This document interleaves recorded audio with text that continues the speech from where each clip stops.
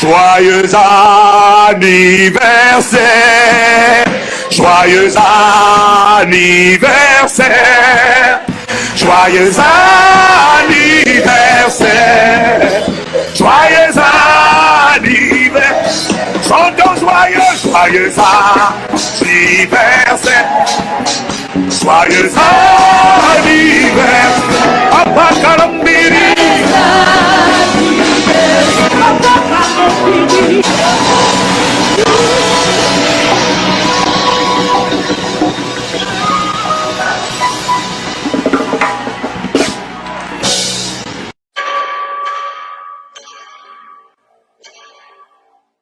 Bonjour frères et sœurs en Christ, j'espère que vous vous portez bien par la grâce de notre Seigneur Jésus-Christ et que Dieu vous bénisse abondamment, vous et votre famille.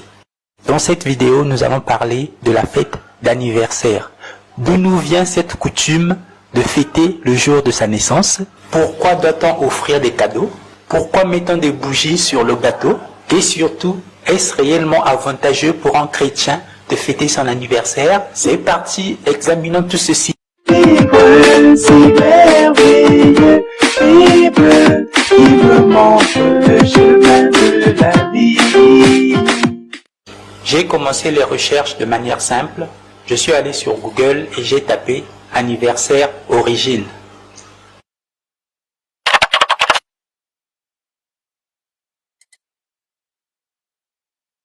Ensuite, j'ai cliqué sur le premier lien qui s'est affiché et qui était une page Wikipédia.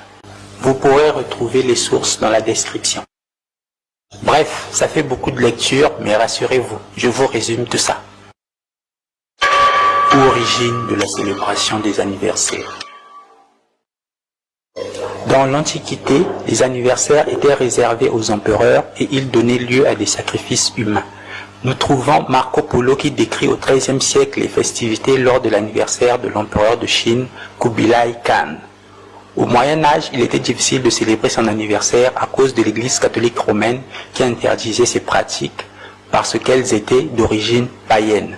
Cependant, et je cite, « Dans l'Occident chrétien, la fête de naissance sent le paganisme des empereurs romains qui avaient érigé la commémoration annuelle de leur naissance en une fête religieuse obligatoire avec persécution des chrétiens en guise d'animation. » Fin de citation. La célébration du jour de la naissance réapparaît clairement à l'époque de la réforme protestante au XVIe siècle, à cause de l'astrologie et des horoscopes.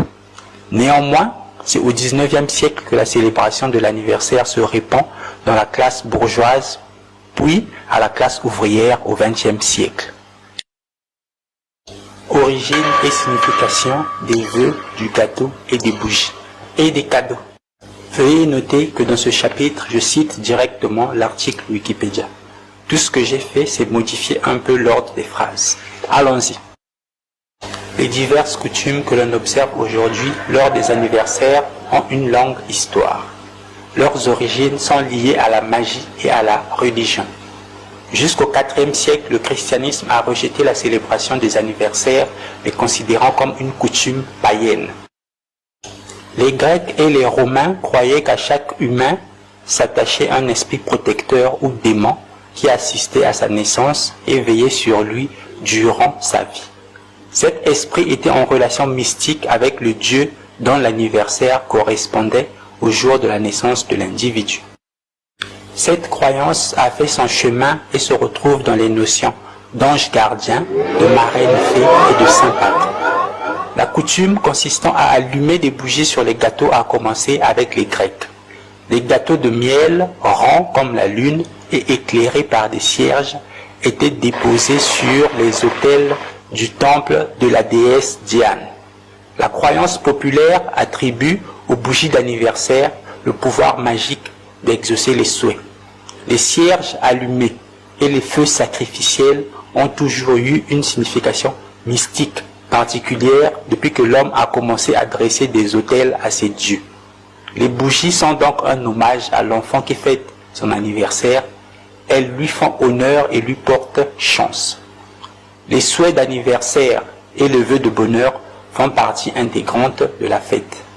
Cette croyance prend ses racines dans la magie. Les souhaits d'anniversaire peuvent faire du bien ou du mal, parce que l'on est proche du monde des esprits à ce moment précis. Les pratiques en usage dans les temps anciens qui consistaient à adresser des félicitations, à fêter l'événement et à offrir des cadeaux étaient censées protéger des esprits mauvais celui qui célébrait son anniversaire. On assurait ainsi sa sécurité pour l'année à venir. Origine de la chanson Joyeux anniversaire. La mélodie de la chanson Joyeux anniversaire a été composée par deux sœurs américaines, Patty Hill et Mildred Hill, en 1893. Elles étaient toutes deux institutrices et avaient composé la chanson intitulée Good Morning to All pour leurs jeunes élèves. Les élèves aimaient tellement la chanson qu'ils se sont mis à la chanter lors des fêtes d'anniversaire. Ce sont donc les enfants qui ont modifié les paroles de la chanson de Good Morning to All à Joyeux anniversaire en y incluant le nom de la personne qui fêtait son anniversaire. Cependant, de nombreux historiens estiment qu'elles avaient simplement copié cette mélodie des chansons païennes de l'époque. Un chrétien doit-il fêter son anniversaire? Dans la Bible entière, on ne parle que de deux fêtes d'anniversaire, une dans l'Ancien Testament et une dans le Nouveau Testament.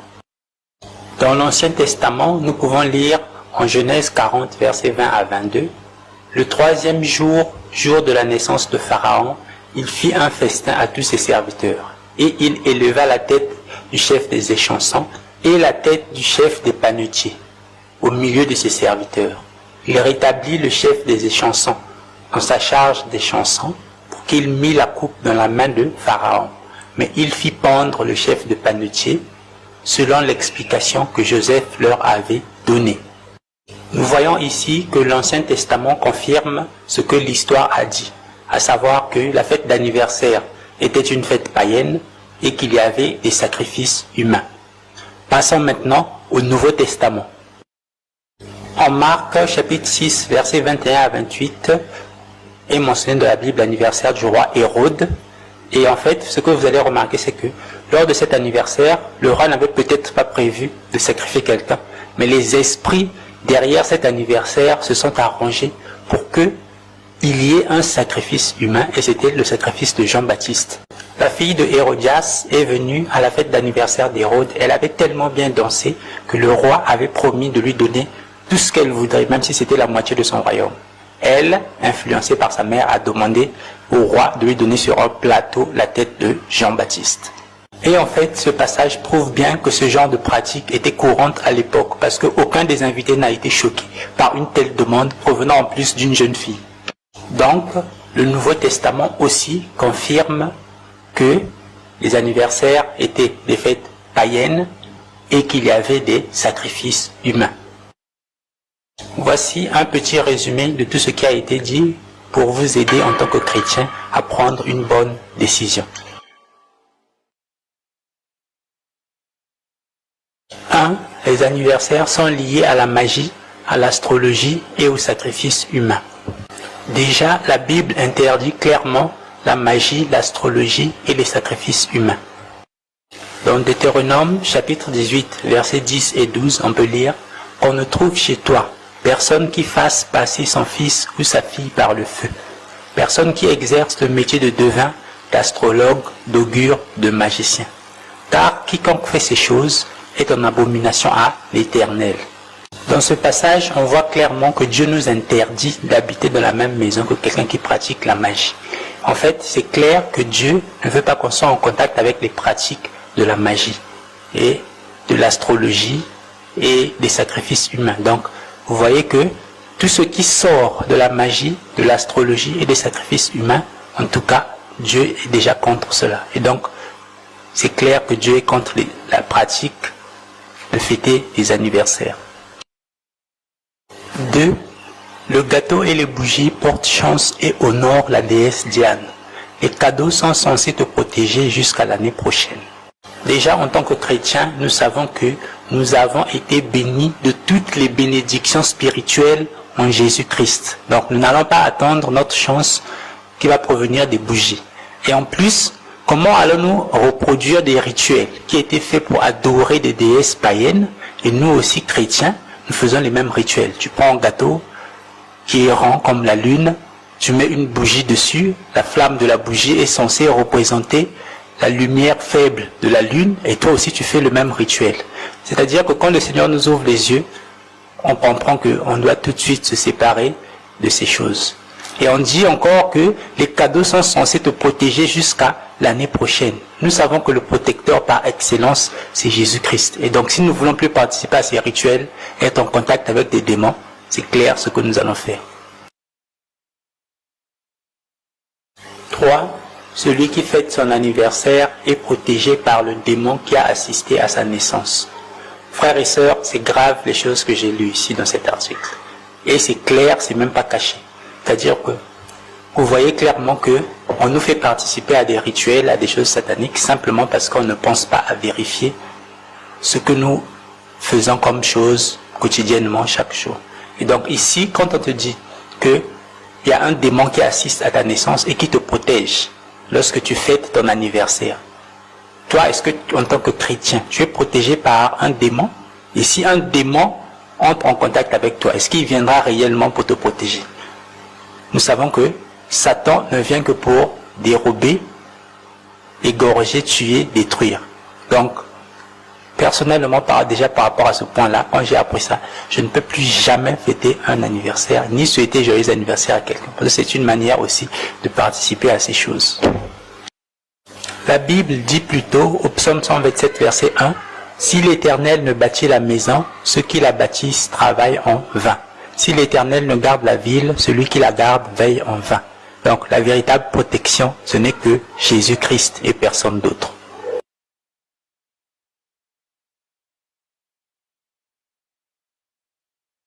4.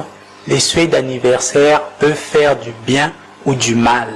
Parce qu'au moment de la fête d'anniversaire, on est plus proche du monde des esprits. » Frères et sœurs en Christ, en tout cas c'est ici qu'apparaît clairement que la fête d'anniversaire est une fête satanique, c'est-à-dire que c'est une recommandation de Satan. Parce que on ne peut pas m'expliquer comment un souhait d'anniversaire va te faire du mal, mais on te dit que le souhait d'anniversaire peut te faire du bien ou du mal. Pourquoi? Parce qu'au moment de la fête, tu es plus proche du monde des esprits.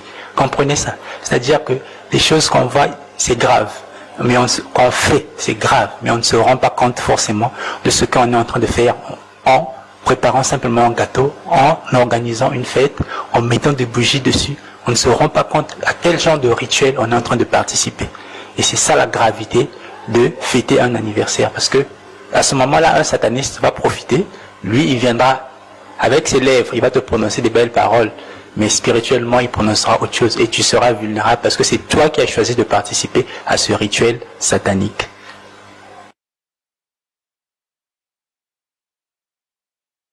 5. Pour animer leur fête d'anniversaire, les empereurs romains persécutaient les chrétiens.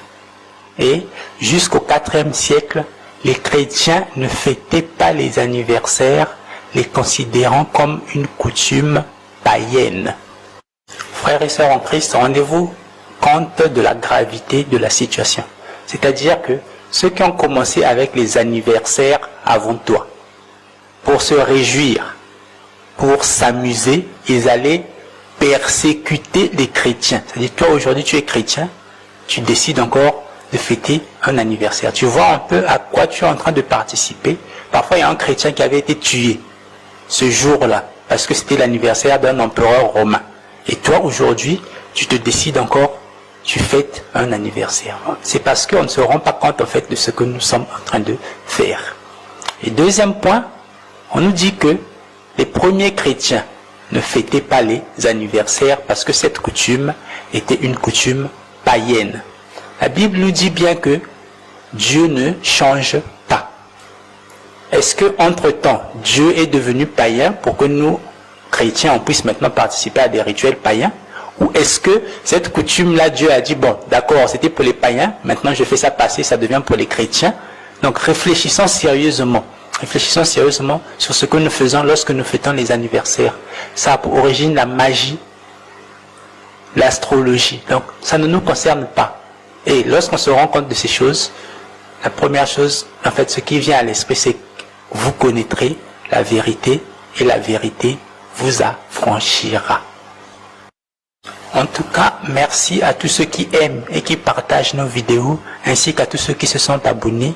Ça permet à nos vidéos, à nos édifications et corrections de toucher le maximum de gens gratuitement. Merci aussi à tous ceux qui sont nos ennemis. Que le Seigneur vous bénisse tous et à la prochaine. Chantons joyeux, joyeux anniversaire. Joyeux anniversaire. Papa Kalambiri.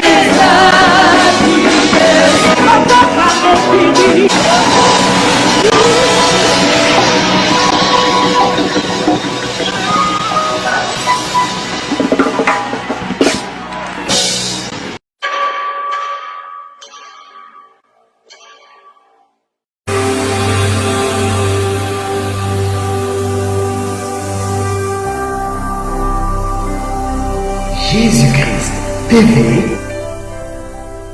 vous connaîtrez la vérité et la vérité vous affranchira.